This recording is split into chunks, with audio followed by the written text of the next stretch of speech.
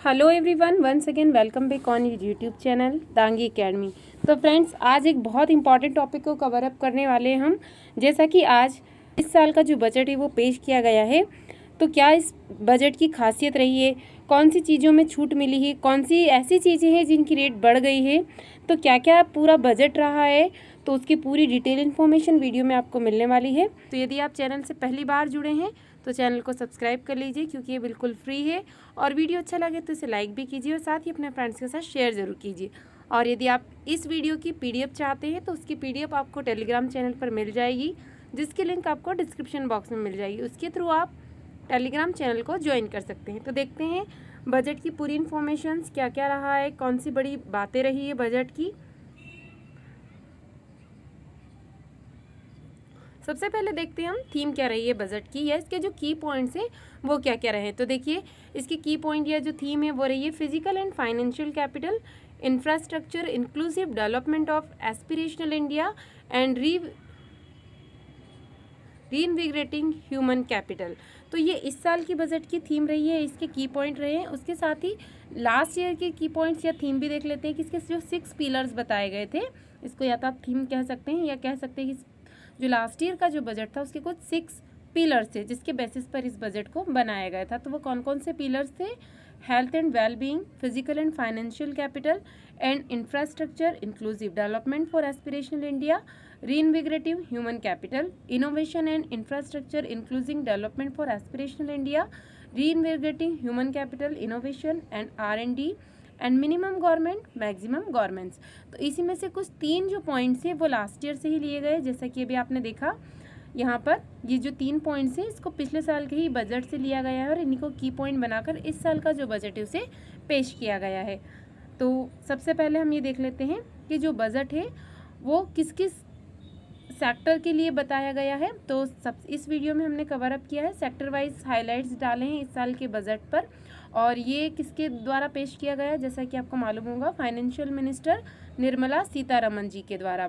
तो ये क्वेश्चंस बन सकता है इस साल का, क्योंकि बहुत इंपॉर्टेंट टॉपिक और अधिकतर जो कॉम्पिटिशन एग्जाम होता है उसमें एक आध क्वेश्चन देखने को मिल जाता है आपको बजट से रिलेटेड।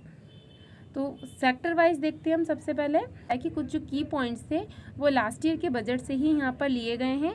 और यहाँ पर जो सबसे जो इम्पॉर्टेंट चीज़ है कि 60 लाख नई जॉब क्रिएट करने की बात यहाँ पर की गई है। और किसके थ्रू ये बात की गई है? देखिए, जो 14 सेक्टर है उसके थ्रू ये बात की गई है कि ज़्यादा से ज़्यादा जो है जॉब्स को यहाँ पर क्रिएट किया जाएगा, क्योंकि बेरोजगारी की समस्या लगातार बढ़ रही है। इससे निपटने के लिए जो फाइनेंशियल मिनिस्टर है निर्मला सीतारमन जी के द्वारा ये बात की गई है। अलग अलग सेक्टर वाइज देख लेते हैं। उसके अलावा क्या क्या सिग्निफिकेंट रहे हैं इसके, देखिए आप कह सकते हैं इसकी या हाइलाइट्स पॉइंट इसके कह सकते हैं वो रहे हैं इसके कि यहाँ पर डिजिटल करेंसी की बात की गई है, ई पासपोर्ट। उसके अलावा जो स्लीव ऑफ इंफ्रास्ट्रक्चर प्रोजेक्ट्स की बात की गई, एडिएबल ऑयल, वेरिएबल जो इलेक्ट्रॉनिक्स चीज़ें हैं उनके ऊपर कितना क्या टैक्स रहेगा, पॉलिश डायमंड्स और जो चीज़ें हैं कौन सी सस्ती हो रही हैं, किसका जीडीपी और जीडीपी की बात यहाँ पर की गई है। फिर डिसेबिलिटीज़ को यहाँ पर टैक्स में रिलीफ मिला है, जो भी जैसे कि स्पेशल पर्सन्स को टैक्स में रिलीफ किया गया है, बाकी जो टैक्स है उसमें और कोई भी चेंजेस यहाँ पर नहीं किया गया। तो अलग अलग सेक्टर वाइज देख लेते हैं। इंफ्रास्ट्रक्चर की बात की जाए यदि, तो यहाँ पर देखिए सबसे पहले जो बात की गई है पीएम गति शक्ति नेशनल मास्टर प्लान, जिसकी जो कॉस्ट रहेगी लगभग कितनी रहे बताई गई है यहाँ पर 20,000 रुपये करोड़ बताई गई है। और नेशनल हाईवे का जो नेटवर्क है उसको बढ़ाने की बात यहाँ पर की गई, यानी जो 2022 और 23 तक इसको कितना बढ़ाया जाएगा, 25,000 किलोमीटर तक इसका विस्तार करने की बात की गई है। National master plan for express way will be formulated in 2022 to 23 की गई है लगभग 25,000 किलोमीटर हाईवे, और उस पर लगभग यदि बात की जाए 20,000 करोड़ रुपए उस पर खर्च होने वाले हैं। यहाँ पर यदि खर्च को भी देखा जाए, जो हाईवेज को इंक्रीज करने की बात की जा रही है तो उस पर जो खर्च है वो लगभग 20,000 करोड़ रुपए का हो जाएगा। और लगभग ऐसा बताया गया है कि जो आने वाले 3 सालों में 100 पीएम गति शक्ति कार्गो टर्मिनल डेवलप किए जाएंगे। 100 और 60 किलोमीटर रोपवे प्रोजेक्ट इसी के अंदर पर्वतमाला प्रोजेक्ट के अंदर किए जाएंगे। नए 400 new generation Vande Bharat train को मैन्युफैक्चर किया जाएगा आने वाले 3 सालों में, 400 नई ट्रेनें। और किसके तहत? वंदे भारत ट्रेन्स। और जो 100 गति शक्ति कार्गो टर्मिनल से आने वाले 3 सालों में इनको डेवलप किया जाएगा। उसके अलावा जो मल्टी कनेक्टिविटी मॉडल है, इसमें जो मेट्रो सिस्टम है यानी मेट्रो से कनेक्ट करने की यहाँ पर बात की गई। तो ये सारे जो पॉइंट्स है वो हैं इंफ्रास्ट्रक्चर के अंतर्गत। उसके अलावा यदि एग्रीकल्चर में देखिए कि किसानों को क्या मिला है, तो किसानों के लिए काफ़ी बड़े ऐलान्स यहाँ पर किए गए हैं। सबसे पहले तो इनको ये बताया गया है कि जो जैसे कि गेहूँ हैं और जो खरीफ और रबी के जितनी भी फसल्स होती हैं उस पर बेनिफिट यहाँ पर प्रोवाइड किया जाएगा किसानों को 1 करोड़ से भी ज़्यादा का। और इसके अलावा यहाँ पर ये बताया गया है कि जो 2023 तक है उसको मोटा अनाज वर्ष यहाँ पर घोषित किया गया है। ध्यान रखिए, सबसे इम्पॉर्टेंट पॉइंट है 2023 को मोटा अनाज वर्ष घोषित किया गया है। और जो किसान से जो फार्मर्स हैं उन्हें भी क्या यहाँ पर दिया जाएगा, डिजिटल सर्विस प्रोवाइड की जाएगी। जितने भी किसान से उन्हें डिजिटल सर्विस यहाँ पर प्रोवाइड की जाएगी। और गंगा नदी के किनारे की यदि बात की जाए, ये भी इसमें एग्रीकल्चर में ही आ जाता है कि 5 किलोमीटर जो चौड़े वहाँ पर गलियारा उनको कहा गया है। तो किसानों की ज़मीन है उसको उस पर फोकस किया गया है और उस पर ये प्लान किया गया है कि इसको केमिकल फ्री कर दिया जाएगा और बिल्कुल नेचुरल यहाँ पर फार्मिंग की जाएगी। गंगा किनारे की यहाँ पर बात की जा रही है। इसके अलावा केन बेतवा लिंकिंग जो प्रोजेक्ट है उस पर जो खर्च हुआ है 44,000 करोड़ रुपये। तो इसको इसी से बेनिफिट प्रोवाइड किया जाए। आप एमपी में वर्ग 3 की तैयारी कर रहे हैं और टेस्ट लगाना चाहते हैं तो प्ले स्टोर से एमपी परीक्षा ऐप डाउनलोड कीजिए। वहाँ पर आपको बहुत ही अच्छी टेस्ट सीरीज़ मिल जाएगी। और यदि आप वहाँ पर मेरा कोड दांगी 50 यूज़ करते हैं तो फ्रेंड्स आपको 50% का डिस्काउंट मिल जाएगा। देखिए, जो टेस्ट सीरीज़ पहले 299 की थी, यदि आप यहाँ पर दांगी 50 कोड का यूज़ करते हैं तो आपको 149 में ये टेस्ट सीरीज़ मिल जाएगी। तो यदि आप किसी भी एग्ज़ाम को क्रैक करना चाहते हैं, अपनी प्रिपरेशन को चेक करना चाहते हैं तो उसके लिए आप टेस्ट ज़रूर लगाइए। इसके अलावा भी यदि आप एमपी से रिलेटेड किसी और एग्ज़ाम की प्रिपरेशन कर रहे हैं, जैसे एमपी कांस्टेबल की, तब भी आप मेरा कोड यूज़ कर सकते हैं। इससे भी आपको यहाँ पर इस टेस्ट सीरीज़ में 50% का डिस्काउंट मिल जाएगा। इसके अलावा यदि आप MPPSC 2022 की तैयारी कर रहे हैं, चाहे प्री की तैयारी कर रहे हैं या मेंस की तैयारी कर रहे हैं, तब भी इसकी टेस्ट सीरीज़ आपको एमपी परीक्षा ऐप पर मिल जाएगी। यहाँ पर भी यदि आप दांगी 50 कोड का यूज़ करते हैं तो आपको 50% का डिस्काउंट मिल जाएगा। और यदि आप एमपी हाई कोर्ट की प्रिपरेशन कर रहे हैं तब भी ये टेस्ट सीरीज़ आपको एमपी परीक्षा कोड पर मिल जाएगी। यानी यदि आप एमपी से रिलेटेड किसी भी एग्ज़ाम की प्रिपरेशन कर रहे हैं और टेस्ट सीरीज़ को ज्वाइन करना चाहते हैं तो प्ले स्टोर से एमपी परीक्षा ऐप को डाउनलोड कर लीजिए और वहाँ पर टेस्ट ज़रूर लगाइए। इससे आपको ये समझ में आएगा कि आपकी तैयारी कितनी अच्छी हो चुकी है। और यदि आप इसमें 50% का डिस्काउंट चाहते हैं तो मेरा कोड यूज़ कीजिए दांगी 50, तो आपको किसी भी टेस्ट सीरीज़ में 50% का डिस्काउंट मिल जाएगा। इसके अलावा यदि आप CPCT computer proficiency certificate test की तैयारी कर रहे हैं, CPCT को क्लियर करना चाहते हैं, तो उसके लिए भी टेस्ट सीरीज़ यानी प्रैक्टिस सेट इस परीक्षा ऐप पर उपलब्ध है। यहाँ पर भी आपको 50% का डिस्काउंट मिल जाएगा मेरा कोड यूज़ करने पर। तो फ्रेंड्स, टेस्ट ज़रूर लगाइए। इससे आपको ये समझ में आएगा कि आपकी प्रिपरेशन कितनी अच्छी हो चुकी है। आपको थोड़ा सा एग्ज़ाम का यहाँ पर माहौल मिल जाएगा। उसका ज़्यादा से ज़्यादा ऑर्गेनिक फार्मिंग पर फोकस है। ये क्वेश्चंस बन सकता है कि इस प्रोजेक्ट में किस फार्मिंग पर फोकस करने की बात की गई, तो आपको ध्यान रखना है ऑर्गेनिक फार्मिंग पर फोकस करने की बात की गई है। इसके अलावा देखिए, जो केमिकल फ्री करना है, नेचुरल फार्मिंग को प्रमोट करना है कंट्री को, इसी की वजह से जो एग्रो यूनिवर्सिटी है उसको प्रोड्यूस करना है और जो ड्रोन है उसका ज़्यादा से ज़्यादा यूज़ करना है। अब यहाँ पर जो ड्रोन है वो कैसे हेल्प कर सकता है खेती में, तो ये भी इस बजट में पूरी बात की गई कि खेती में जो ड्रोन है वो मदद करेगा। और इसी की वजह से जो फार्मर्स है, किसान है, उनकी आय को बढ़ाने में जो PP मोड है उसको स्टार्ट किया गया है। PP आप ध्यान रखेंगे, PP मोड योजना स्टार्ट की जाएगी। किसके लिए स्टार्ट की जाएगी? किसानों की इनकम को बढ़ाने के लिए स्टार्ट की जाएगी। इसके अलावा जो रेलवे में जो छोटे किसान या उद्यमों के लिए कुशल लॉजिस्टिक विकसित करेंगे, कौन करेगा? ये रेलवे की बात की गई है। रेलवे को ये जिम्मेदारी सौंपी गई है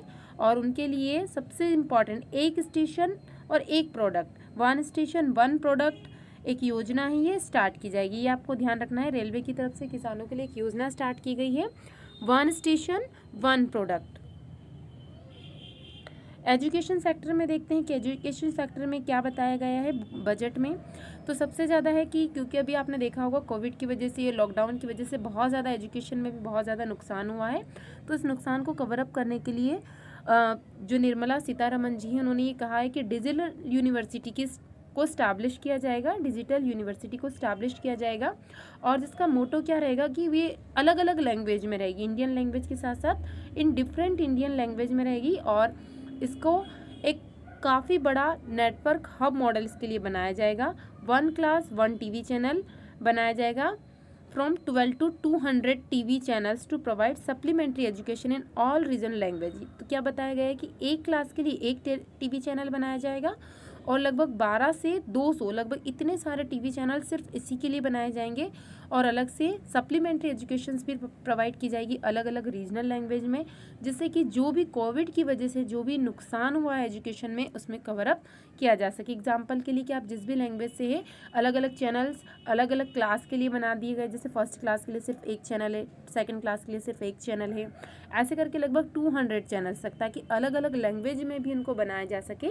और एक चैनल है तो उसमें फिर एक क्लास के सारे सब्जेक्ट को कवर अप किया जाएगा। तो इसकी वजह से क्या होगा कि ये डिजिटल एजुकेशन को प्रमोट करने की यहाँ पर बात की गई है।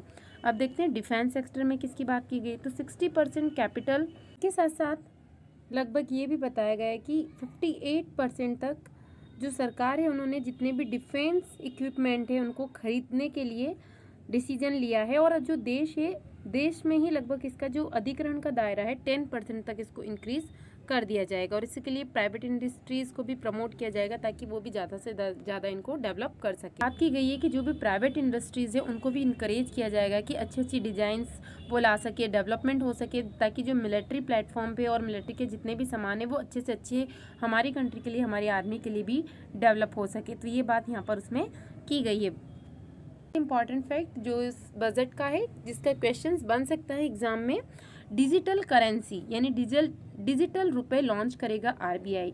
तो ये बात की गई, यदि क्वेश्चंस बनता है कि किसके द्वारा हर घर में नल से जल सुविधा को लॉन्च करने की बात की जा रही है। उसके साथ साथ जो इंटीग्रेटेड बेनिफिट दिए जा रहे हैं वुमेन, चिल्ड्रन, ये किस मिशन के तहत दिए जा रहे हैं? मिशन शक्ति, मिशन वात्सल्य, सक्षम आंगनबाड़ी एंड पोषण 2.0, जैसा कि अभी मैंने आपको बताया है। तो ये काफ़ी सारी स्कीम्स लॉन्च की गई है हेल्थ एंड सैनिटाइजेशन के इसमें। अब इसको कैसे लॉन्च किया जाएगा, जैसे कि ब्लॉकचेन है और जो दूसरी टाइप की जो टेक्नोलॉजीज होती है उसका यूज़ किया जाएगा इसके थ्रू। और इसी की वजह से जो इकोनॉमिक डेवलपमेंट है वो स्ट्रॉन्ग हो जाएगा, ऐसी बात की जा रही है। और लगभग 75 डिजिटल बैंकिंग यूनिट्स को लगभग 75 डिस्ट्रिक्ट से भी ज़्यादा में इसको सेटअप करने की यहाँ पर बात की गई है। जैसे समरी देखी जाए इस बजट की तो क्या हो सकती है? इस बजट को लगभग आने वाले 25 ईयर्स की बुनियाद बताया गया है वित्त मंत्री के अकॉर्डिंग। और उन्होंने ये भी बताया है कि जल्द से जल्द अभी तक की जो ये जो बजट है लगभग 25 साल का ब्लूप्रिंट है। और जो निजी निवेश है प्राइवेट सेक्टर को इसमें बढ़ावा देना इसका लक्ष्य है। और इसमें उम्मीद की जा रही है कि जो भारत है वो अपनी विकास यात्रा को जारी रखेगा। साथ साथ उन्होंने ये भी कहा है निर्मला सीतारमण जी ने कि मुझे विश्वास है सबका प्रयास हम मजबूत विकास के साथ जारी रहेगा। साथ उन्होंने जो 400 नई जनरेशन की वंदे भारत ट्रेन लाई गई है जो आने वाले 3 सालों में लगभग 100 पीएम गति शक्ति कार्गो टर्मिनल यहाँ पर विकसित किए जाएंगे। उन्होंने यही बताया कि ज़्यादा से ज़्यादा कौशल विकास पर ध्यान दिया जाएगा, छात्रों को ऑनलाइन ट्रेनिंग भी दी जाएगी। और जो देश में अलग अलग ITI में जो नई कौशल की जो शिक्षा है वो लागू होगी। और उसके बाद जो स्टूडेंट होंगे उनको ट्रेनिंग के बाद ही ऑनलाइन मोड से जो नौकरी खोजने के लिए और एंटरप्रेन्योरशिप में भी वो हेल्प करेगा। कुछ इस टाइप की फैसिलिटीज यहाँ पर प्रोवाइड की जाएगी ताकि स्टूडेंट को कोई भी दिक्कत का सामना नहीं करना पड़े। ये देख लेते हैं कि इस बजट में कौन सी चीज़ें सस्ती हुई हैं और कौन सी महंगी। तो जनरली जो मोबाइल के चार्जर से बाहर से आने वाली जो मशीनें हैं, कपड़े और चमड़े से बनने वाला सामान है और फार्मिंग के यूज़ होने वाले जितने भी उपकरण कह सकते हैं आप उन्हें या मशीनें कह सकते हैं, मोबाइल के चार्जर, जूते चप्पल, हीरे के गहने, पैकेजिंग के डिब्बे, जैम्स एंड ज्वेलरी, ये सारे सामान सस्ते हो रहे हैं। वहीं यदि बात की जाए महंगे होने वाले सामान की जैसे कि अम्ब्रेला, कैपिटल गुड्स और बिना ब्लैंडिंग वाले फ्यूल्स और इमिटेशन ज्वेलरी महंगी हो गई। इसके साथ साथ जो कस्टम ड्यूटी है उसको भी घटा दिया गया है। यानी बजट में सरकार ने ये बताया कि जो कस्टम ड्यूटी में 5% की कटौती कर दी गई है, 5% की इसमें कटौती कर दी गई है। और इसके अलावा जो कट और पॉलिश डायमंड पर भी गवर्नमेंट ने कस्टम ड्यूटी को कम कर दिया है। और जो स्टील स्क्रैप पर कस्टम ड्यूटी को 1 साल के लिए बढ़ाया गया है, और जो मेंथा ऑयल है उस पर भी कस्टम ड्यूटी को कम कर दिया गया है। इसके साथ साथ MSME में भी 130 लाख MSME को अतिरिक्त कर्जा देने की यहाँ पर घोषणा की गई है। डिजिटल यूनिवर्सिटी को स्टैब्लिशमेंट करने की बात की गई है। PM ई-विद्या चैनल लाया जाएगा, जो कि लगभग 80 लाख घर बनाए जाएंगे। 2000 तक लगभग 80 लाख घर बनाने की योजना की बात की गई है। और पोस्ट ऑफिस में भी अब ऑनलाइन ट्रांसफ़र किया जा सकेगा। ITR में यदि कोई गड़बड़ी हो जाती है तो उसको सुधारने के लिए यहाँ पर अब 2 साल मिल जाएंगे। और NPS में जो केंद्र यानी सेंटर और स्टेट का जो टोटल कंट्रीब्यूशन है उसको 14% किया गया है। और पेंशन के टैक्स में छूट का ऐलान किया गया है। तो काफ़ी सारे चेंजेस यहाँ पर किए गए हैं इस बजट में। मैंने कोशिश की है कि सभी को मैं इंक्लूड कर पाऊँ। और जो 2022 में जो 5G सर्विस होगी उसको स्टार्ट किया जाएगा, और पोस्ट ऑफिस में भी ऑनलाइन ट्रांसफ़र हो सकेगा। इसके अलावा जो डिफेंस है उसमें 25% बजट का फैसिलिटी प्रोवाइड की गई है, यानी बजट का यहाँ पर प्रावधान। बजट में ये भी बताया गया है कि इसमें चिप लगे ई-पासपोर्ट जो कि 2022 से 23 तक लागू हो जाएंगे। और जितने भी पोस्ट ऑफिस है वहाँ पर भी ATM की सुविधा उपलब्ध हो जाएगी, यानी ATM की सुविधा पोस्ट ऑफिस में भी अब मिलने लगेगी, किया गया है। तो ये कुछ की पॉइंट्स है जो मैंने इंक्लूड करने की कोशिश की है इस बजट में। आई होप कि आपको ये जानकारी इन्फॉर्मेटिव लगी होगी। Thank you so much for watching this video.